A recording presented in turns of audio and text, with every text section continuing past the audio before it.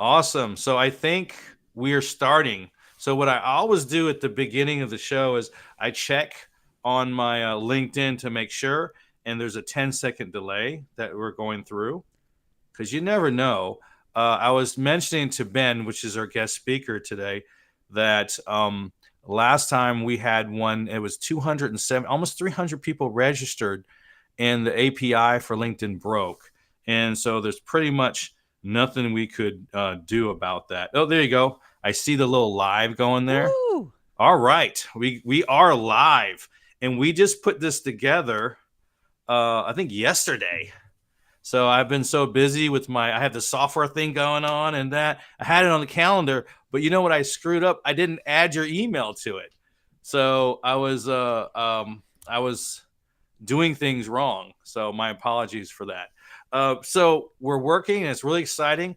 And today we have a very special guest speaker. I met you, I think, I want to say 2 months ago, and we had a very frank conversation. And I like 100%. those. And I was amazed because I was looking at some of the podcasts and some of the things that you were doing, some of the events that you were doing, and you had these huge names for these guest speakers. And I wanted to know the secret. It was really for me, but I said if I can share it with the audience, I would love it. So I'm Troy, the not so boring LinkedIn guy, and today we have Ben Albert, and he has Grow Getters going on. I saw that on the main link. So could you tell us a little bit about what you do to give us a synopsis, and then we can get right into it. I do lots of things to really simplify it for everybody. Everything I do is around one basic concept: getting the knowledge, the wisdom, the services, the solutions, the help from Mm-hmm. the folks who have it to the folks who need it. Getting the wisdom, the knowledge, the answers from people that got it to people that are looking for it. And you mentioned Grow Getters. That's a way that I can have a monthly networking event and an exclusive community, peer to peer support, public speakers come in and teach the group. Mm-hmm. The podcast Real Business Connections is a free source to share knowledge. I'm learning every single day, so I'm sharing my guests with my community and my listeners.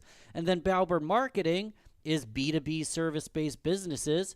It's helping them get their service to people that need their service. So really, to simplify it, I'm a connector. I like to see Mm. myself as a bridge. And I don't always have the perfect answer. So I'm insatiably curious and always looking for better ways to optimize, implement, and get better. And that's why I'm excited to be with my people. Troy, man, you're the same way. So Yeah, I try. There's certain things I don't do well that I'm forcing myself to do. For example, I'm a bit of an introvert, so it's a one-on-one conversation with people chatting. It's a very comfortable environment, but a lot of times I don't like individual networking, so I'm making myself go out there because, to be honest, do I want to meet a bunch of people I don't want to know? And so you have to get past that mindset and see that opportunity. And then a lot of the deals and the relationships build a lot faster and in person, no matter what kind of system you have. So systems are there to help. Connecting people are there to help, but you have to put it in a way and design it where it's very personalized to get information from person A to person B that can actually use it. And I think that's what you're mentioning here. But one of the main thing is that I want to figure out, or I want you to tell us your secret sauce on how you get the attention of some of these top level leaders, either for conversation purposes or for their podcast or a show like this. What's your secret? Because you do very well in that area, and you almost float on a cloud, so to speak. And so those are the things that I really, really, really want to know. And then at the end, I would like you to provide your link, either your LinkedIn URL or anything that they could actually look at that they would like, and then you can go back to the chat and we can add it to the a little bit later as well. yeah, easy peasy, man. Yeah. It's I'm gonna tell you something that Lewis Howes told a group at his Lewis Howes School of Greatness, one of the biggest podcasts in the world. He puts on a summit called the Summit of Greatness, and he did a Q&A, and someone raised their hand and basically said I had my first big keynote. I got a standing ovation. I'm really excited. I'm hoping that I can get on your podcast. Hmm. And with all respect, like Lewis's episodes get hundreds of thousands, if not millions of views. Whoop-de-doo, you just had your first keynote. You haven't built anything worth getting his attention just yet. But what he said was continue what you're doing, show proof of concept over a longer time horizon, keep doing what you're doing at a high level for years, and then I almost guarantee your information will land at my desk and I'll look at it. Or usually what happens is I notice without anyone ever having to mention it to me. Now, a lot of people don't Mm-hmm. want to hear that, but stage zero, and you don't need to put 10 years into it, but stage zero is start doing something worth attention. If you Mm-hmm. want Mm-hmm. Good attention of point. top leaders, you need to do something worth attention. And Mm-hmm. everybody takes, when you get in trouble, they take your fingerprint when you get in trouble. Why do they take your fingerprint? Because everybody has a unique fingerprint. So Mm-hmm. you do have unique gifts. Are you going to build a LinkedIn personal brand? Are you going to start a podcast? Are you going to Mm-hmm. start a blog? Are you going to start events? Are you going to Mm-hmm. write a book? What are you going to do, and how are you going to have people be a part of it? Because a lot of people say, "Hey, I didn't even say words right now," but that's what they sound like because they don't have a mission, vision, value. They don't understand the purpose around what they're doing. They don't understand their unique fingerprint. So we can Right. dissect any little piece you want, but I have a podcast. It started as a Rochester, New York podcast. I reached out to Rochester, New York business leaders, and it wasn't until about 100 episodes that I rebranded it international. But as a Rochester, New York business podcast, as a Uh-huh. State University, New York, SUNY Brockport alumni, I reached out to other alumni business leaders and asked them to be on my Rochester business podcast to highlight local leaders. I had a very clear vision on what I was doing, why I was doing, who I wanted to feature, and it Mm-hmm. was easier for people to say yes because they understood the why behind what I do. And honestly, I hadn't proved anything yet, but I didn't have the biggest thought leaders on earth on day one. Yeah. I had to work my way up there, and I love the Well, I comments. got People a coming couple up. Keep them messages up. are coming in. It's like Miranda, she's on one of the paired accounts on yours. Shout out to ROC, Yeah. and then a solid pod, good knowledge. Andrews mentioned that. So thank you very much. And hey, if you are watching, just to say hi, feel free. I know this is more of a pop up. We just posted it yesterday, but I was told by my podcast people that you need to do more than one a month. And I'm like, Yes, I can't sir. really market that. So listen. I said, Ben, would you want to sit on this podcast because there's a lot of good knowledge that you can explain. And what I'm hearing is that there's two sides to this. There's like, if, for example, if you have a podcast, we'll use that or a show, we'll use those for example. There's a particular reason to have that show. And that particular reason or vision or purpose will attract the right people. And if they're already attracted to that, you reaching out to them makes a higher probability of a yes and them to provide value to your conversation or to the brand or whatever it is. So I think you're telling me that a lot of people are saying a whole lot of nothing. And the reason why they're saying a lot of nothing is because they don't really know what they're about. They don't have a special thing that's going to attract their particular audience. And I was actually thinking about this. So mine's called The Troy Show because I'm Troy. I thought it was pretty easy. But I also have a newsletter called The Most Interesting Things and People to Know. Hmm. And that blew up real quick. And I'm thinking maybe I should change the name to my show / podcast, The Most Interesting Things and People to Know, because that covers a lot of interesting areas. So you're actually enforcing some of the ideas that I'm actually trying to bring across, because I want to bring people on my podcast to actually help those individuals. So if you're thinking about getting a podcast, we need to figure out why your podcast is so special. And whatever that special thing is, how is that going to attract those special people? You know, and I think I did a show, oh, it must have been 2 years ago. And what was her name? I can't remember her name, but she did Learning Without Borders. Mm-hmm. And she told us that her podcast, I think she produces something, and it was at the time, I don't know, I know she makes a lot more, but something like 50K a month. But it's a lot of work. And that's the other part. A lot of people are not willing to put the work in. And I don't want to say that people are lazy, but I'm blunt. I'm a blunt speaker. I think everyone's lazy to a certain point, Oh but yeah. you have to shift it where you can afford to be lazy, and then just enjoy the stuff that you love to do. So people said just do what you love, but honestly, you have to do the things you have to do first in Yeah. order to do the things that you love, you know. So you're reaching out to these people that are really top leaders and known in their industry. And so when you reach out to them, it may not come across their desk. They may ask you, but the third option is you to reach out to them. If you had to reach out to that individual to be a guest speaker, how would you do that? Yeah, and first off, you're talking to the laziest person on earth. Everyone who knows me would disagree, but I'm all about optimal. I joke all the That's a better time. word than what I I, chose. I joke all the time. What, Troy, what's the best way to get rich? What's the best way to get successful? The best way to get rich is quick. However, 99% of The those best way, but not the realist. exactly, It's 99 possible, but not probable.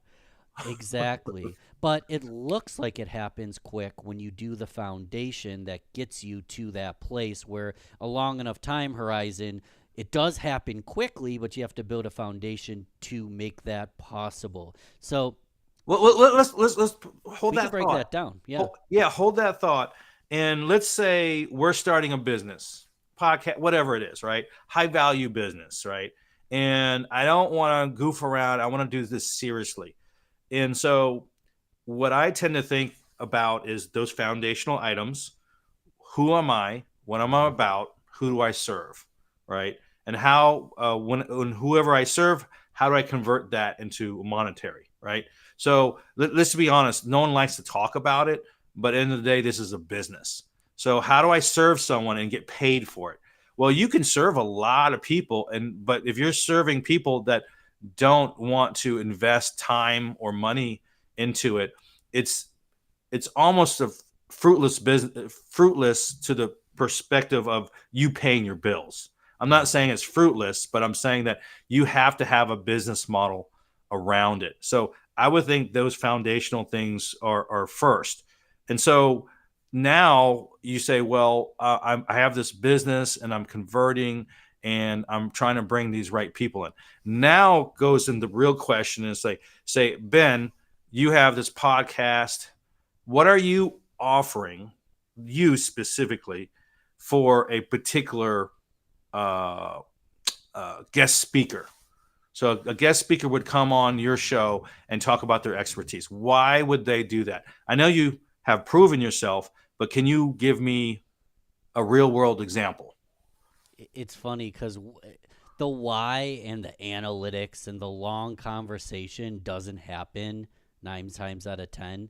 I mean, why? I've got a listenership of entrepreneurial and intrapreneurial business professionals. They're Mm-hmm. revenue driven, they're growth driven, they want skills, they want mindset, they want tactics, but they also really want like the stories and the Mm-hmm. nuances. So if Mm-hmm. someone has accomplished, a lot of these people aren't that much farther behind than my guest. The Mm-hmm. guest is just one step along. So the guest is Mm-hmm. speaking to their prior self. The guest is speaking to their clients. The guest is speaking to the people that will subscribe to their podcast, read their book. I usually don't really even have to get into this big why, though, Troy. Mm-hmm. I just name drop Chris Do is an example who's I recorded. He's about to be on the podcast. He founded The Future. He's got millions and millions of followers. Blows my mind that he said yes, but I had gotten to a point where I name dropped people that I knew Chris knew.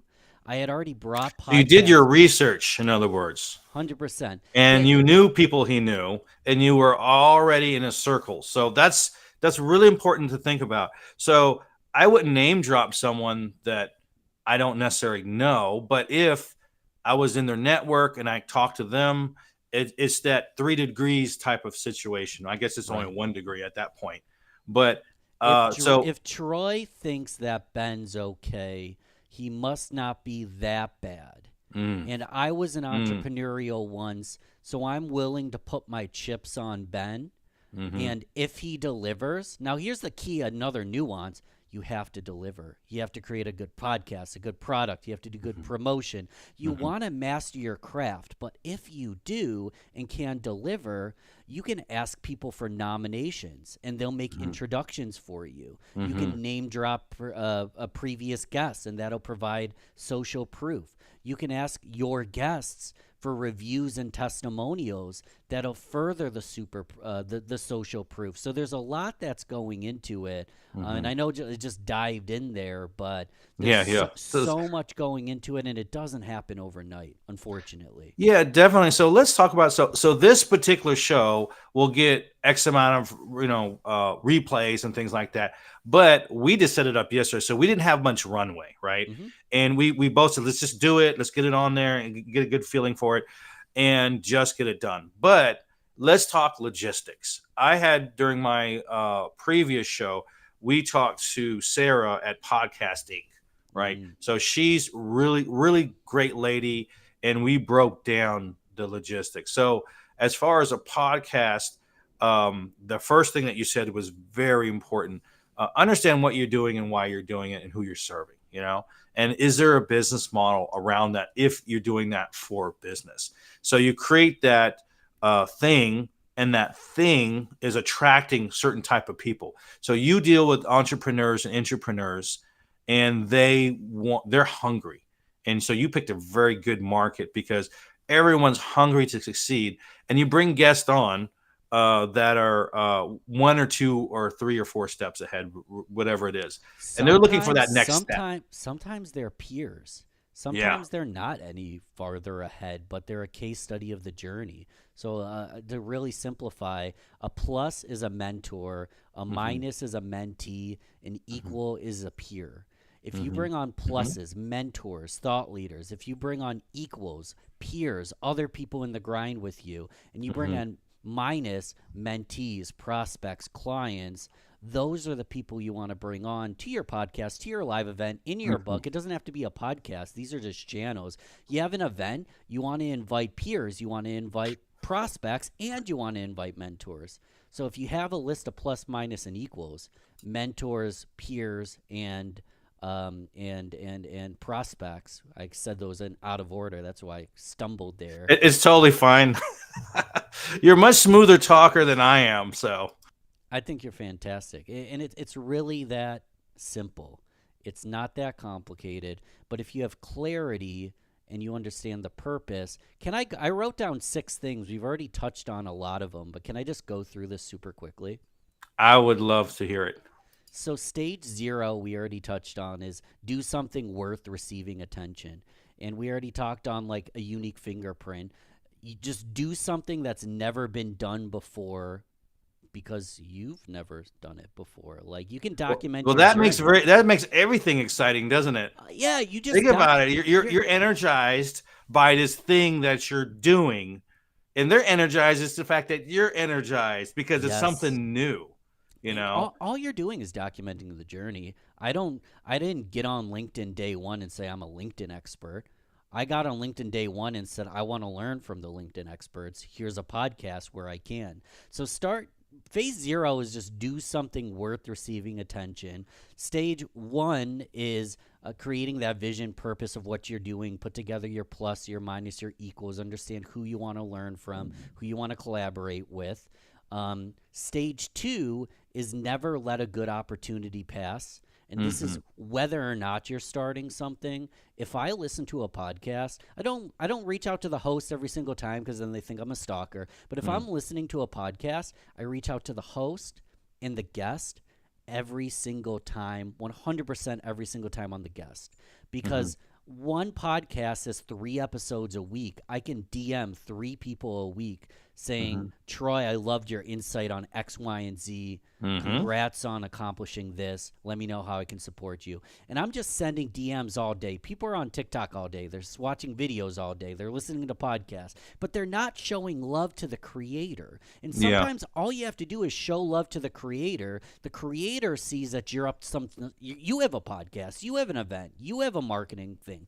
They see what you're up to, and then when you make an ask, it's easy peasy. But you need to make connections. And at the end of the day, if Troy doesn't accept my connection request, It wasn't. It there. wasn't worth it, or it wasn't meant to be for now, anyway. So real simple. I'll go through these last ones quick. 3, you start name dropping people that they know once you have built a foundation. I can say, hey, Troy, I thought you'd be interested too. I mean, we've already had X, Y, and Z on, so I thought you might be a good fit as well. Or even Mm-hmm. better, you get an introduction, and Mm-hmm. then they've basically already bridged the gap for you. So you get the introduction is a huge way to do it.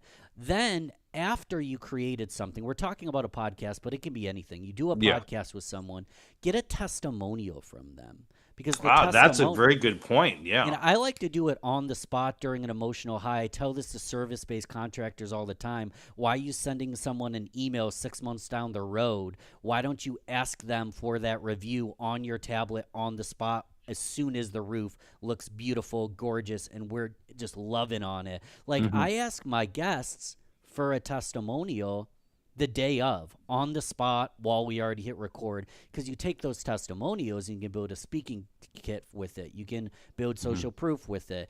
There's a million ways. If you're a marketer, if you know marketers, ask a marketer what to do with my testimonials. There's a million things you can do with it. Oh yeah, and Le- yeah, there are, and we'll just name a couple real quick. yeah. I'm working with a business developer, so I help people convert on LinkedIn, right? So one of the things they need a foundation. We redo their profile. We get Mhm. their testimonials. We tell them how to kill two birds with one stone. Sometimes they'll have a what do they call it? A piece where it acts as a magnet. So they have Like a a lead magnet. yeah, a lead magnet, and we'll develop a document and we'll fit in the little testimonials and the video testimonials in there. And so, like you said, there's a million ways to do it. I even have a document that has all my testimonials in there. Yeah, I got, on my LinkedIn profile, there's 50 people in there that said good stuff.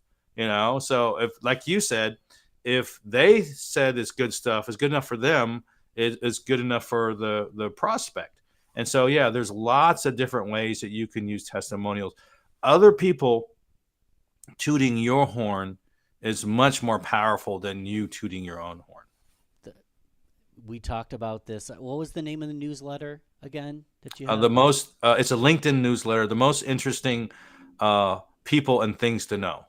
And I'll put the link in the chat as soon as we're done. But the first time I launched it, it was on a Friday evening, like the worst time. It's the worst time to launch. We did it, and immediately we had 400 subscribers. By Monday, we had 1,100. I think now we have right at 3,000. That's pretty Wow. good. It's good. Yeah. And I think it had to do with the title you Yeah. know and when we're creating these newsletters, it's really about things and people. It could be my thing or their thing, or it could be interesting about how that person becomes successful in the areas where they shine. It's a perfect example. Zig Ziglar, the great Zig Ziglar, Yeah. always said the best way to get what you want is to give others what they want. The Yes. best way to promote yourself is to promote another person. The best way to win friends and influence people is to make friends and basically amplify them. If you Hmm. have a newsletter amplifying people, if you have a podcast, an event, you have something that amplifies others, they're going to become advocates for what you do as well. without you really asking. Like, there's a lot of psychology behind it, law of reciprocity. But Hmm. again, if you Hmm. want to market yourself, get really good at marketing others, and then they'll become cheerleaders without you even really having to ask. There's two things Well, to that's an close. authentic way of doing it. And, 100%. and, and that's one thing that people forget. They're very emotionless. Like I'm a very straight shooter. I have a poker face all the time. I don't really show my anger, so it's a little harder for people to like read me. But if I do things that helps other people, they say, Troy put effort, or Ben put effort into this. I like Ben because they're not going to work with you or be your cheerleader unless they like you. And I'm Right. sorry, I think you ended at number 3. You had, I or don't was know it what 4? number. So to read this real quick, I wrote down notes because when I was preparing, we did this on the spot, man. I'm like, I want to create a system. I created the system for this chat. We talked about be worth receiving attention, create a vision, purpose for what you do. You have a unique fingerprint, so use that. Never let a good opportunity pass. So always be connecting to people that are in the same world as you, that you'd like to help, that you'd like to learn from. Then name drop when you're making the ask.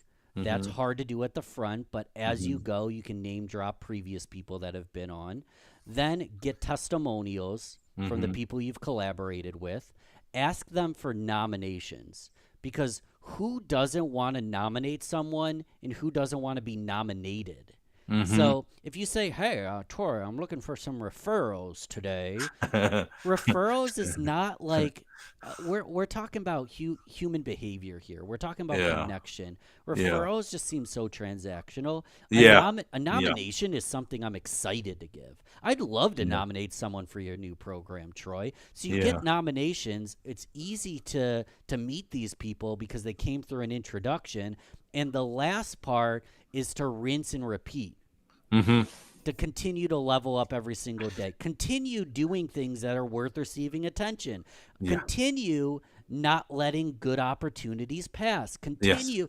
You have to continue doing this It's like because anything, you have to do it 100%. all the time. It's like working out, eating healthy, speaking at events, you name it. It takes practice, and the more practice you have, the better that you are in general. I would add one other Please. thing. You said don't let a good opportunity pass. Well, I always say, I don't know if I always say this. I don't always say this, We're saying but it today.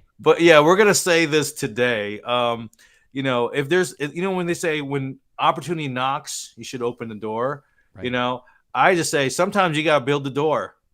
Mm, Or kick it down, or mm-hmm. because opportunities don't always, well, they present themselves, but you don't always see them.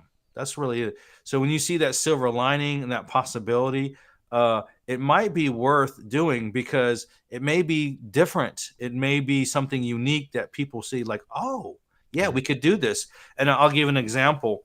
I had a software company that did a lot of gamification. We did Coca Cola, Xbox Mobile, Wrigley's, candy stuff, and Harry Potter release. We did a lot of cool projects and stuff. And so I have a history of work. So I'm kind of known in IT, even though I'm the LinkedIn guy now.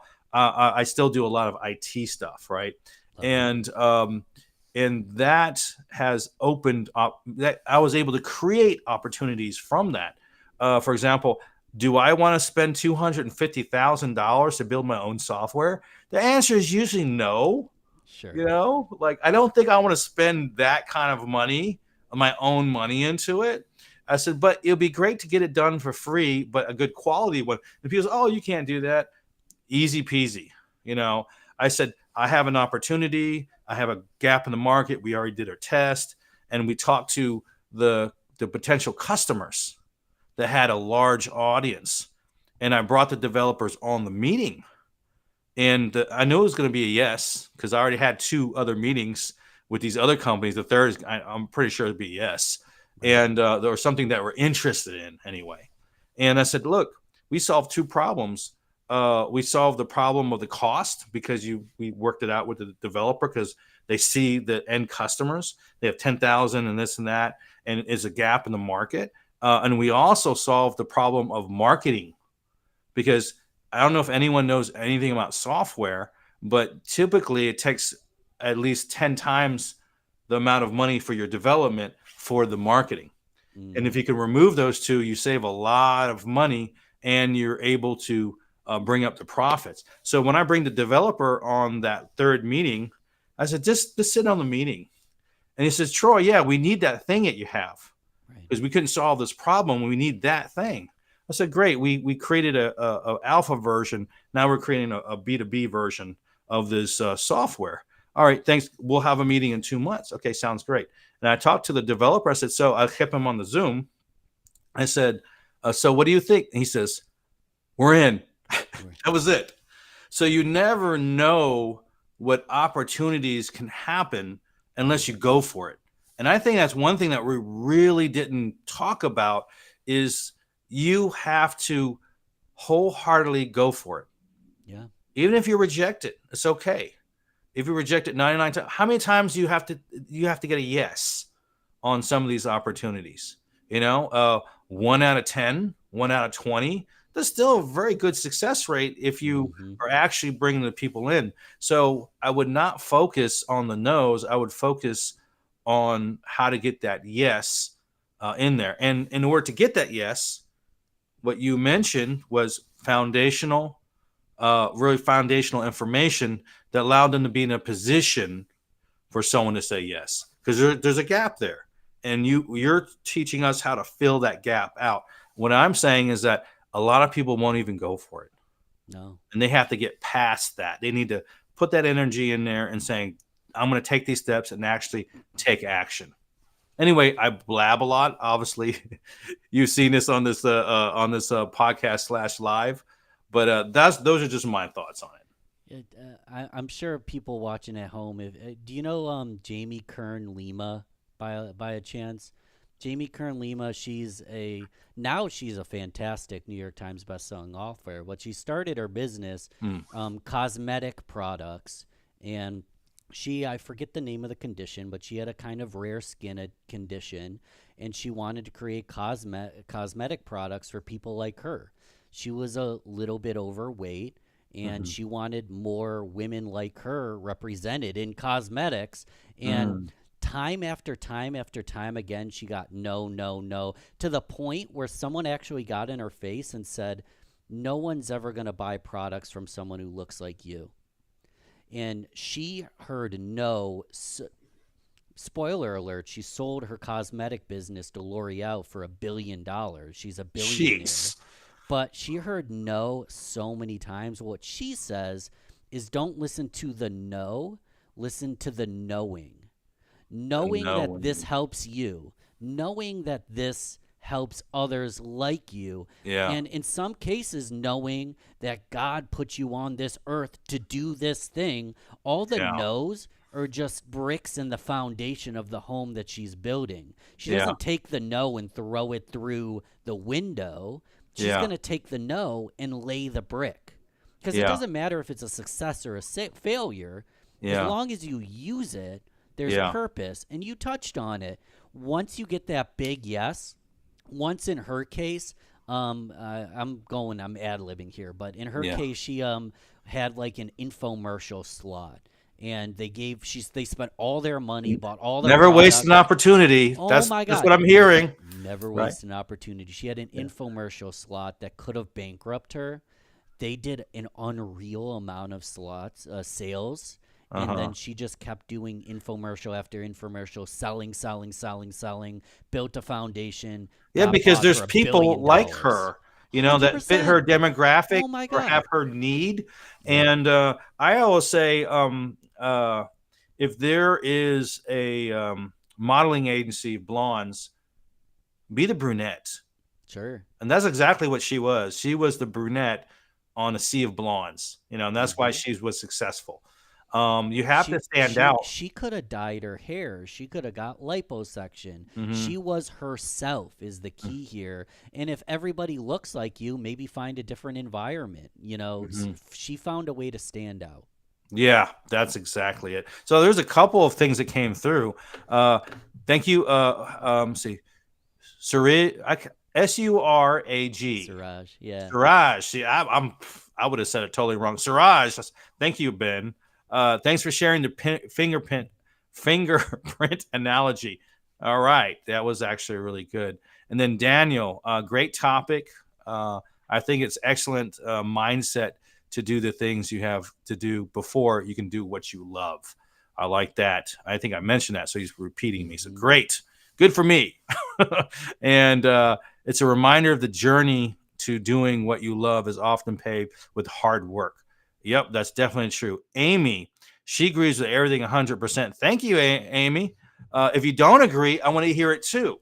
I want to hear the stuff you don't agree with so I can improve, because one thing Ben mentioned, sometimes we hear no, but it's about knowing. I think there's a little story in there. No and knowing, that means you learn from why they didn't like you, you know? So if someone says no, it might be for a reason. It might be nothing I can do anything about. It might be something I can improve.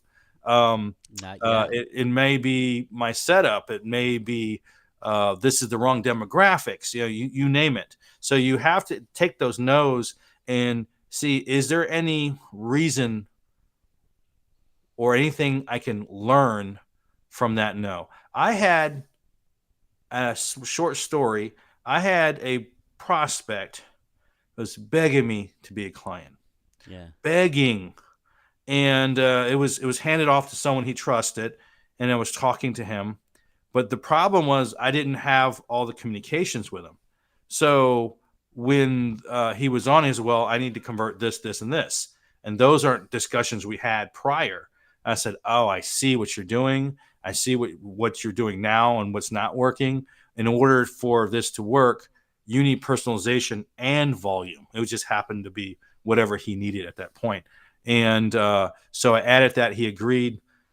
And then 2 days later, he never signed the agreement, and he wrote this long novel of why, whatever. And I was Really? like, this guy's a little. I don't like that. I'm a yes Yeah. or no type person. I'm not little. I'm not lukewarm, right? And so if you say yes, don't make me spend the 2 hours putting the agreements together or whatever and sending it to you and waiting for you, and you not get a response. It's very coward in my mind anyway. Maybe I have a very specific look on it, but I did read it. Although I typically don't read novels, if you know what I mean. And I took some aspects out of there. I said, four of these five things are a bunch of BS. But the fourth thing is something that I can improve on myself. Right. And so even a no is knowledge, like you said. And I think that's very important when you do things. Sure, I'm a little quirky and things like that, and I can do things a little better. But one thing that people like about me is that I'm just bluntly honest. And there's a market for that. We also have Daniel here. Great tips on asking testimonials and proof on the spot. Yes. Hmm. Build the door. Yep. Excellent. Well, I think those are all the messages that came in. But Ben, I do appreciate all the information you provided. I think it's great foundational stuff, and I think we all need foundational stuff. You know, and we need to have access to that because everyone's networks is pretty valuable. And so, if someone's doing something and they come to me and they need help, I may not be the person for them. And if I'm not, I still want to help them. I said, you know what? I see what the problem is. This is how I solve the problem, but it sounds like it's work. And the person that typically solves this problem is this person. Is it okay if I send a recommendation to him and can have you connect you both? And that's how you gain trust. I agree. Can I give you a super quick for instance as we close out here? I would love it. Anything you have, Ben. So, what if I were to take your image, your voice, write up a script, and have AI create a testimonial of you endorsing my company without me asking your permission. Would you like that? Hmm. Realistically, let's assume you hate me. Would you like me creating an AI of you endorsing me? Probably not. Right? Yeah, So probably a not. A big and fat this, no. and this is a whole nother stream, but AI is revolutionizing the world, but nothing we talked about today can be replaced by AI. Getting a Right. nomination, getting a testimonial, adding value in person, creating content that matters is really difficult to do just with AI. I would It's have to true. Yeah, yeah, ha- that's a good point. so I so run across so that quite a bit when people think I had a meeting the other day, yeah. and it's one of my sales guys and sales guy partners, right? Mhm. And he says, "Hey, what do you think about this software? If we run this on this campaign, this and that." I said, "I'll look at it." I already know the stage of AI within software, right? I don't know the actual stage of AI in different areas, but I know it's commercialized. And I said, "Don't do it." Here's why. I said, "Because if it's a low budget thing, something that a thing that does something, sure, because there's not many questions. It's a low acquisition cost.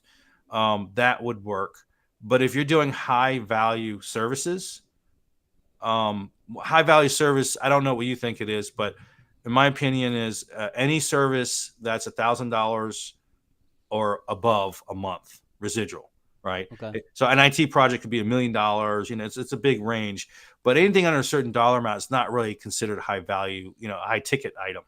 And so those things take personalization. So I guess that's what I'm trying to say. That AI is good for certain things, but that's not for my software. For example, it's called Scoop, Skoop. Is there's the only AI in there is ChatGPT, Hmm. but it's really about creating a personalization. You spending a moment to do it, and I think that's the same scenario as being the brunette and all the blondes because they're going to appreciate that. So Right. did I totally dismiss your whole thing, or are we on the same page? We're on the same page. The Okay. tools are fantastic. High quality tools will make the world better and make our jobs easier. I'm not a good golfer, but if you're a good golfer and you like to golf, I'm pretty sure you get clients golfing with them. There's certain human connection principles that'll never change. And Yeah. if you fall too far into the tech, you're not Yeah. going to be able to sell people on high ticket products, high value products, because they think, I could just get it cheaper elsewhere. But they'll Yeah. pay more money because they want Troy.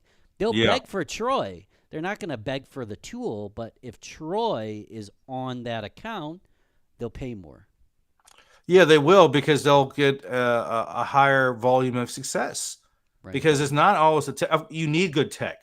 Let's Mm-hmm. just say you need good tech, but you need a good foundation. And foundation is not necessarily the tech. Foundation is your strategy. How I'm going to use this tech in order to reach my current audience. We have a client right now. All the tech in the world is not going to help them. It's one Mm-hmm. of those accounts where they just don't respond, right?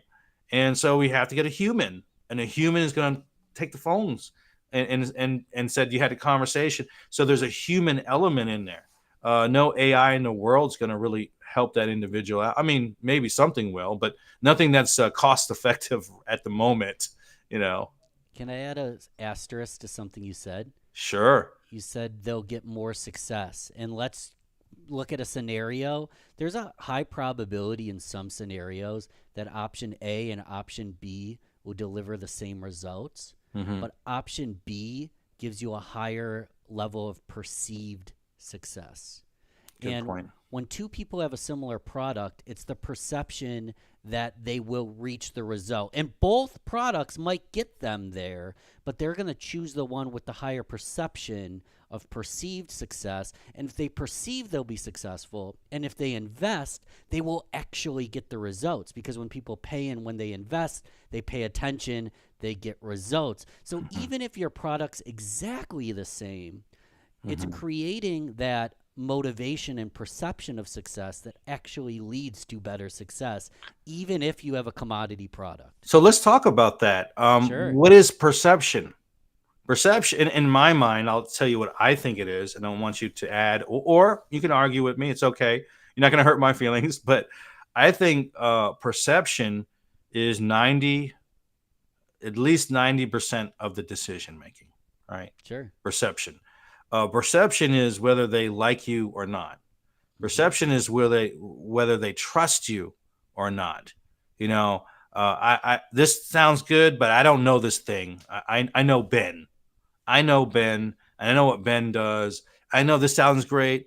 I would rather work with Ben Right. because that perception lowers the pressure on the actual client, not just on you, but the client. If he feels comfortable with working with you, um, there's a higher probability of success because an anxious client is not always the best. They interfere more Right. than often. I have that, hundreds and thousands of no, up to thousands of IT projects and many clients. If someone is constantly poking in when they don't, and to change something, and they're forcing a change in your system, well, sometimes it takes 3 months. I mean, just making it up. Sometimes it takes 3 months to get that traction, and if you're constantly stopping and going, that 3 months could be 9 months now, and then you lost the client because he didn't perceive that level of comfort. So Yeah. that's what I think perception is. Yeah. I mean, you want to build enough trust that you're like, listen, I've got this. Mm-hmm. I know we want to do X, Y, and Z. We've seen in the past that for these reasons, you'll actually get less of a benefit because we're breaking the system.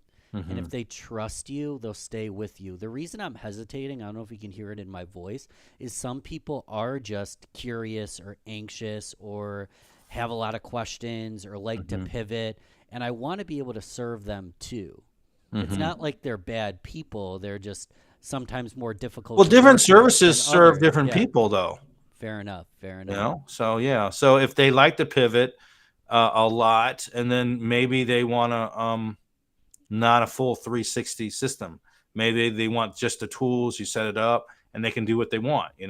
They probably won't Done be as with you. successful, but um Well, there's a good point there. If you're doing a done with you service where you give them the tools, you give them the consulting, you offer some help, but they do a lot of it on their own, yeah, mhm, maybe they won't get as good results as you could have yourself. However, they'll learn, they'll fail, they'll get case data, they'll mhm. get better at. I'm a huge fan of do it And then yourself they'll because move up to the next level. Yeah. I So love knowing how to do something and mhm, then giving it to someone else because I have confidence they can do it better than me, but I mhm, still like knowing how to do it. So people just have mhm. different personalities, you know?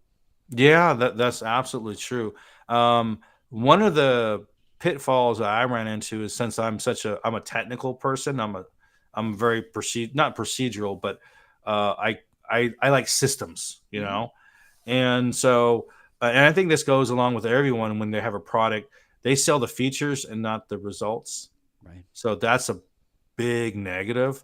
So it's great to have features, but you want to taper down talking about the features, and you really want to talk about the success, the outcome. And I think most people want to hear the outcome. They don't care how many buttons this thing has. A lot of times they just want to know is, can I build a relationship with this person, or can I convert to this? Can it meet my goal? And that's one thing that I have struggled with, just because I like building stuff. So once you're in it, you have to realize that not everyone's in it. They may be on it Yeah. versus in it. And that's a lot of successful entrepreneurs, solopreneurs, entrepreneurs. They gain success and they break the glass ceiling, the monetary glass ceiling, by learning how to let go. Mm. So an entrepreneur, well, especially a solopreneur, they a lot of times they get charged based on their time, or sometimes their results, but they're limited because there's not but X amount of hours in a day.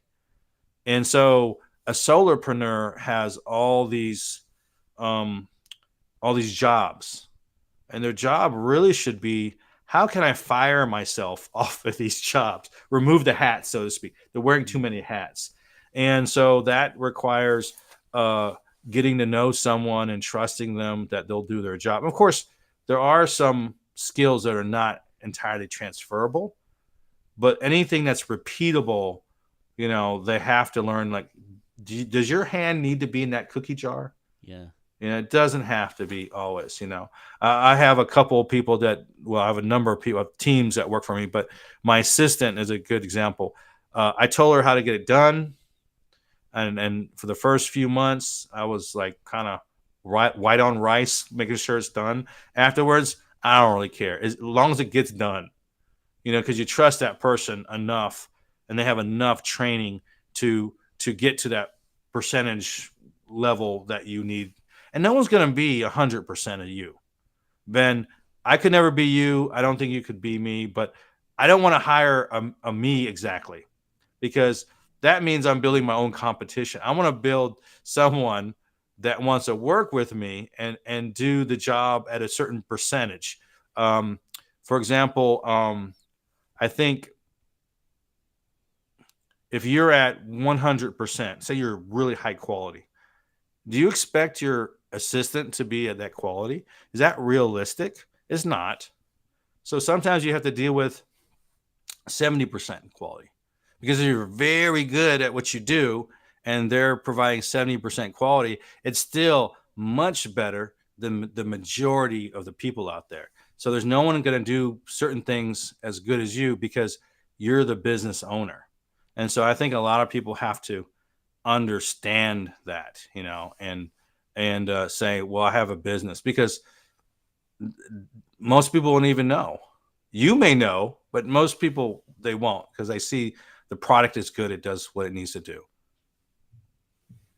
Yeah, I have so many thoughts. We could go all day, but when I hear 170, I have a general philosophy. People hire a 50 because it's cheaper, Yeah. but then you don't get the results that if you had hired a 90. So Yeah. I'm already looking for people that are built for work. I'm looking to hire Mhm. people that have accomplished what I'm trying to have them accomplish before, or have the potential. So if they're a 70 in this scenario, they have potential to be 110. They might even Oh be better yeah. than me long term. Oh But yeah. I learned this the hard way. Mhm. Spent a lot of money on trash. And nowadays, I'm willing to pay premium if Mhm. I know that someone is built for success already. Mhm. We already talked about this prior, but that's why some people come in really cheap and some people might have more of a premium price point. Mhm. Sometimes the premium price point's just a crappy person charging too much, but that's besides the point. Off, Oftentimes it's premium for a reason, and that can go into hiring, that can go into partnering, that can go Well, they can into also go services, into all of it, getting better clients. right? If you're charging more, you're perceived, as a higher value service. And if you have, for example, let's talk about marketing, right? If someone needs help and they need a full system, right? Like a Mm-hmm. full, they need the callers, they need the closers, they need the BDR, SDRs convert, they need the systems, they need the volume, they need someone to reply as their assistant or as the client, they need conversions and stuff. That's not cheap. That's not one person. That's a team of people. People say, "Oh, it's so expensive." I said, "Look, if you had a really good sales guy, just this really good sales guy, how much would it cost to have a really good?" One of my buddies is a sales guy, and he does server stuff, or I'm Yeah, not even sure what he does, but he pulls in $250,000 a year. yeah. That's one job, right? I was gonna say the best salesperson will cost you the most amount of money and simultaneously make you the most amount of money at the same time. Right. And they say, well, 5,000, 7,000 is way too much money. I said, but you're one person. It's going to cost you more than the whole team.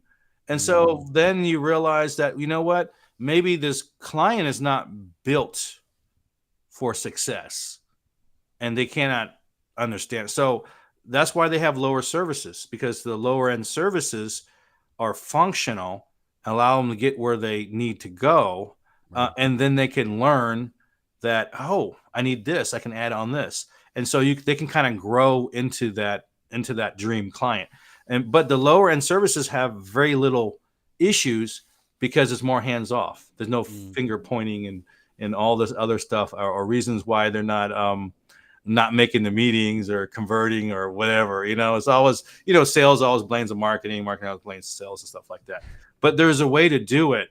And so selecting the right client is a reflection of having the right services. Troy, I want to do another hour with you. I feel like we went longer than planned, but I told you about it. I moved an appointment to make this possible because this was so important to me. But I got to Thank jump you. on another call in like 3 minutes. Oh my goodness. So Well, we'll tell drop off right now. tell people how to love on this show, support Troy. Like, I appreciate you having me on the Troy show, man. You're not boring Thanks. at all. I appreciate you. Yeah, it's a misnomer. All right. Thank you, Ben. Have an awesome day. And when you get a chance, I'll plug in your LinkedIn profile in the chat to let them know that how to reach out to you. I really appreciate it. Thank you. And then have an awesome rest of your day and a meeting coming up. Yeah, Thank you. listen, send me a DM saying that you came from here and send Troy a DM saying, I appreciate you. Or if you came from my network, do the same thing. DM both of us. Peace. Appreciate everybody today. All Thanks, right. Troy. Bye bye. Bye.